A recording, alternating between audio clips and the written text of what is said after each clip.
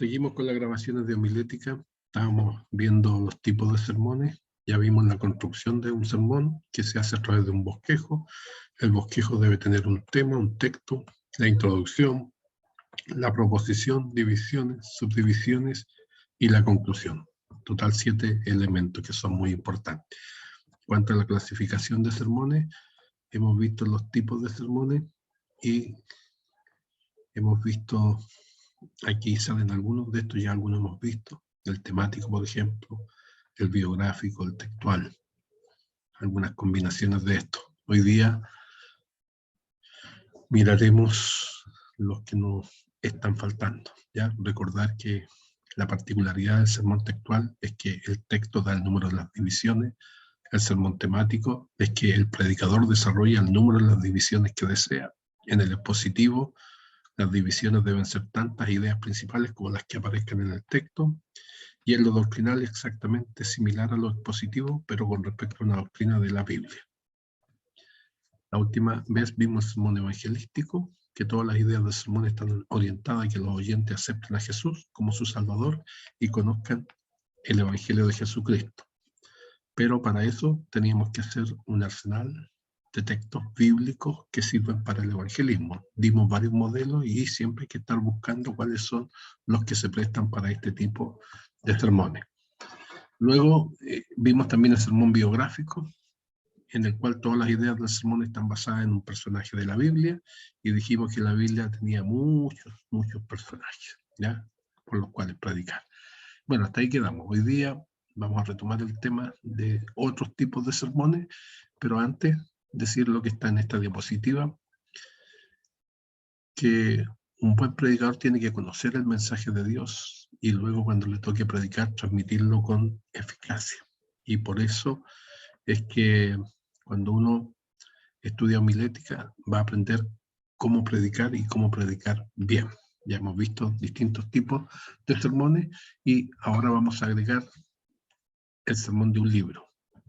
Este tipo de sermón, todas las ideas están expresadas en el sermón, están basadas en un panorama de un libro de la Biblia.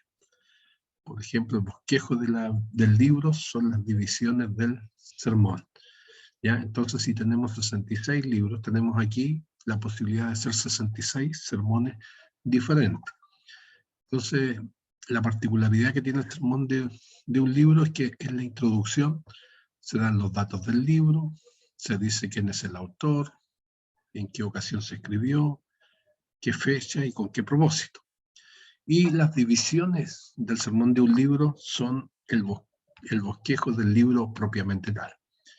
Y por ejemplo, si tuviéramos que predicar del libro de Génesis, entonces siguiendo esta pauta diríamos quién es el autor, cuándo se escribió, y cuando ya llegamos al contenido de las divisiones diríamos que hay dos divisiones en el libro de Génesis.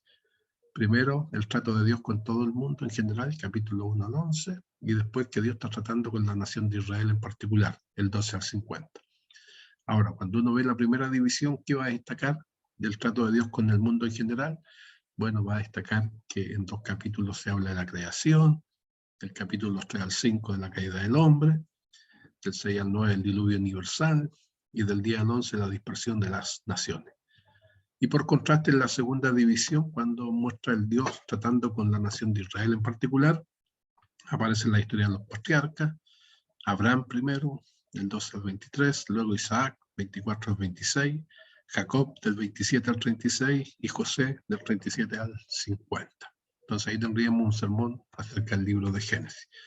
Ahora, viendo un libro del Nuevo Testamento, por ejemplo, si quisiéramos predicar del libro Romano, de nuevo la introducción es quién lo escribió, Pablo, dónde estaba Pablo, en qué ocasión, con qué propósito se escribió todo este libro. Todo eso se investiga en un diccionario bíblico.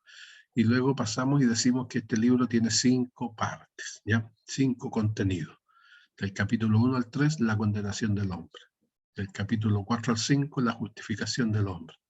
Capítulo 6 al 8, la santificación del hombre. Capítulo 9 al 11, la dispensación de Israel, y capítulo 12 al 16, la vida práctica del Evangelio. Entonces, a cada una de esas divisiones hay que explicarla, hay que contar una ilustración, hay que dar una aplicación o exhortación. Y así se van haciendo. Entonces, en este caso, para poder hacer sermones de un libro, hay que mirar los bosquejos del libro que uno encuentre en libros de teología o de comentarios bíblicos. Las Biblias de estudio también tienen los bosquejos al inicio de cada uno de los libros. Y si no, tiene que hacer uno sus propios bosquejos leyendo el libro propiamente tal. Aquí tenemos otro ejemplo, el de Apocalipsis. Entonces ahí tenemos un libro, un capítulo y versículo que nos serviría, porque ojo, efectivamente acá está el libro de Romanos, pero ¿qué versículo uso si tiene 16 capítulos? Entonces uno tiene que buscar un versículo o una porción bíblica que represente el contenido del libro. Entonces, por ejemplo, si yo predico del libro de Apocalipsis, voy a decir que él lo escribió, cuándo lo escribió, por qué lo escribió, con qué propósito, y puedo leer este texto bíblico. Apocalipsis 1:19, que dice, escribe las cosas que has visto, las que son y las que han de ser después de esta. ¿Ya? Y por lo tanto, acá está hablando de la revelación de Jesucristo, que tiene que escribir Juan, el autor, acerca de este libro, y él menciona, de acuerdo a la instrucción que se le dio, que tenía que escribir las cosas que ha visto, pasado, las que son presentes y las que han de ser después de esta, futuro. Y por lo tanto, cada una de estas tres instancias de este libro, o estos tres pedacitos o contenidos, indica algún capítulo en el bosquejo. Entonces, las cosas que has visto era el capítulo 1, las cosas que son el capítulo 2 y 3, y las cosas que han de ser después de esta, capítulo 4 al 22. Después, ya pasando al sermón analógico, que este sería otro tipo de sermón. El sermón analógico es el que destaca las ideas del sermón basadas en una comparación entre un elemento secular y una verdad bíblica. Por ejemplo, la Biblia menciona elementos seculares que ayudan a entender verdades espirituales, como por ejemplo la sal, la luz, la lámpara, la lepra, ¿ya? Entonces la sal es para que muestre uno la santidad, cómo puede sazonar el mundo. La luz, cómo alumbrar con el testimonio. La lámpara es cómo iluminarse con la Biblia. La lepra, sinónimo del pecado, etc. ¿Ya? Entonces, el sermón analógico, este modelo sermonario compara o contrasta objetos o hechos con verdades espirituales. Este era uno de los métodos preferidos de Jesús. El sermón analógico es aquel cuyas divisiones son partes relacionadas de una analogía. Analogía es una comparación. En una analogía es una relación o semejanza entre dos cosas o de una cosa a la otra, consistente en el recuerdo no de las cosas en sí mismas, sino de dos o más atributos, circunstancias o efectos.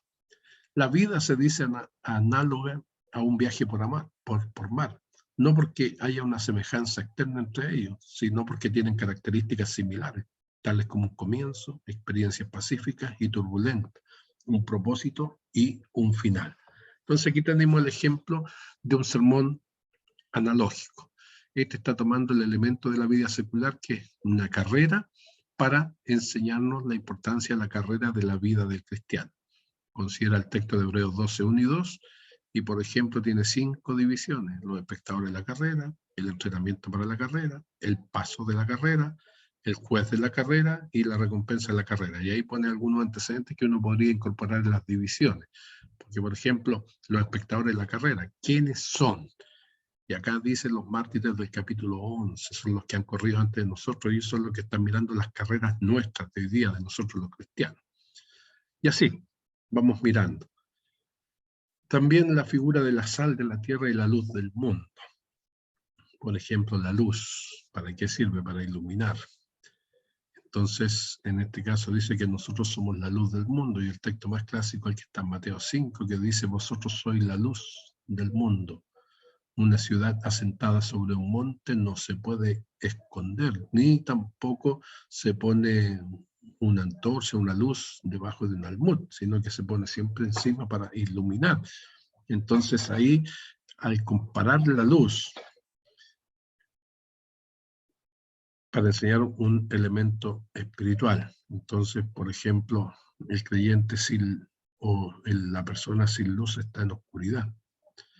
La luz se llama Cristo, porque Jesús mismo dijo, yo soy la luz del mundo. Después nos dijo que nosotros éramos. Entonces, ahí son elementos que vamos incorporando. Esto sería por ahora.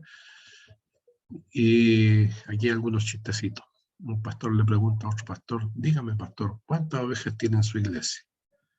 Nunca lo puedo saber, le contesta, porque antes de terminar de contarla, me quedo dormido.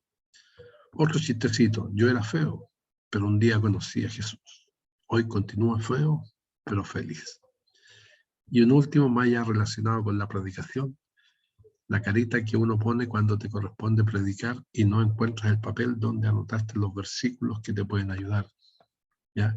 Bueno, que Dios le bendiga y que sea de bendición esta grabación.